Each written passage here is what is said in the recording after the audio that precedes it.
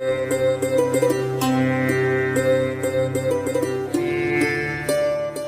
को मेरा राधे राधे, सभी को प्रणाम। आज हम बात करेंगे कलाकार हाथ के विषय में।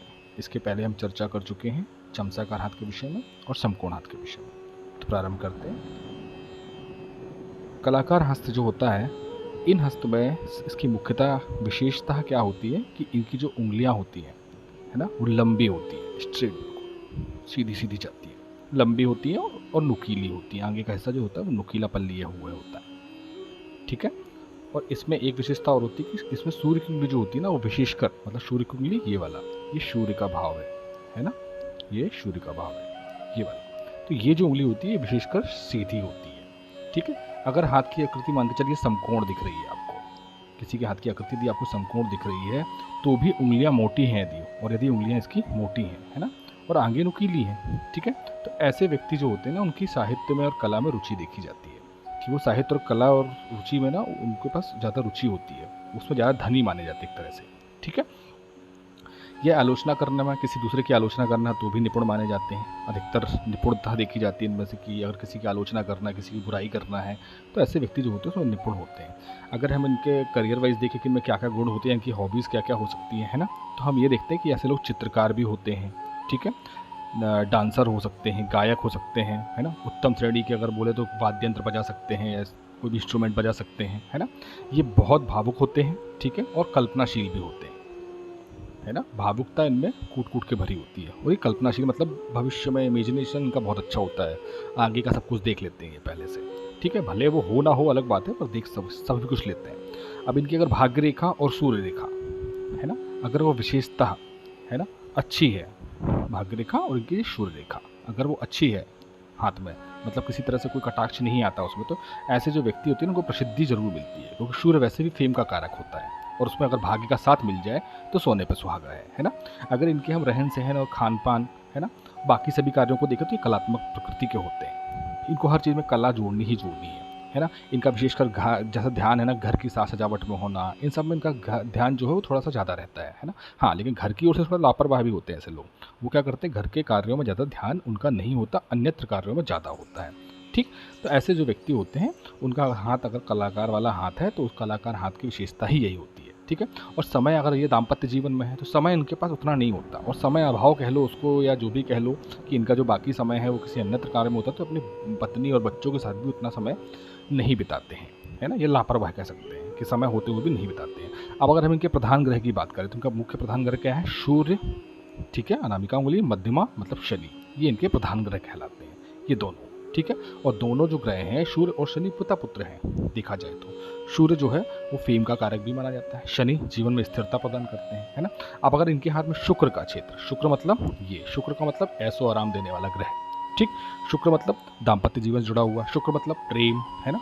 अगर ये शुक्र का क्षेत्र किसी पुरुष के हाथ में उन्नत है, मतलब अच्छा है, ऊंचा है थोड़ा सा, और उसका झुकाव जो है आप देखें कि भाग्य रेखा की तरफ भी जा रहा है या थोड़ा सा मंगल के क्षेत्र की तरफ भी जा रहा है ना, तो ऐसे जो व्यक्ति होते हैं ना, इनका अधिकतर जो झुकाव होता है वो पर स्त्रियों की तरफ ज़्यादा होता है, जो इनके चरित्र दोष का कारण भी बनती है, ठीक है। अब यही भाव अगर हम देखें कि किसी स्त्री के हाथ में है, शुक्र में, है ना, तो ऐसे व्यक्तियों, ऐसी स्त्रियों के साथ क्या दिक्कत होती है कि वो भावुकता से ज़्यादा सराबोर होती है, जल्दी भावुक हो जाती हैं, और उनका वो भी किसी न किसी व्यक्ति विशेष से जल्दी आकर्षित हो जाती हैं, ठीक है।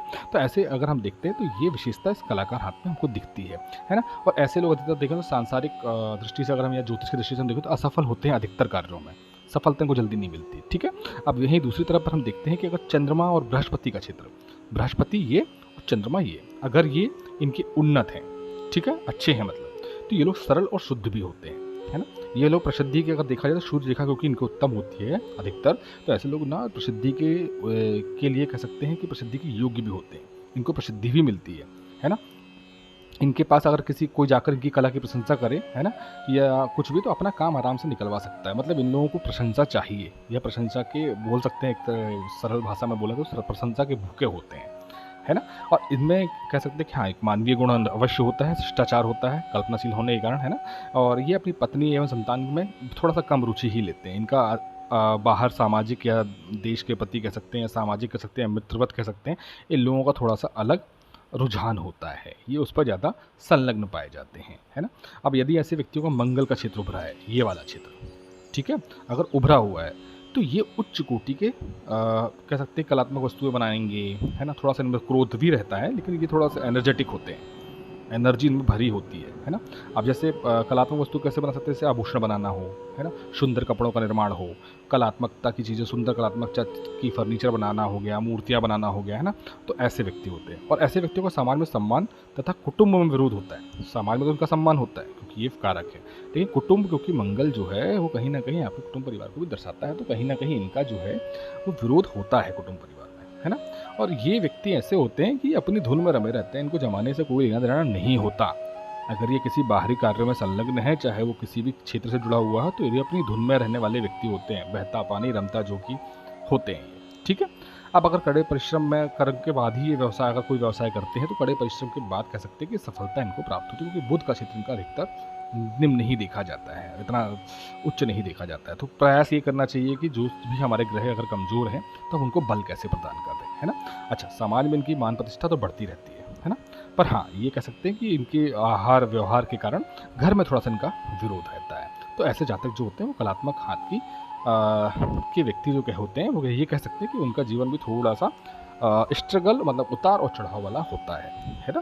तो आज हमने बात करी कलात्मक कलाकार हाथ के विषय में, ठीक है। इसके आगे की वीडियो में हम बात करेंगे दार्शनिक हाथ के विषय में। तब तक के लिए आप सभी को राधे राधे।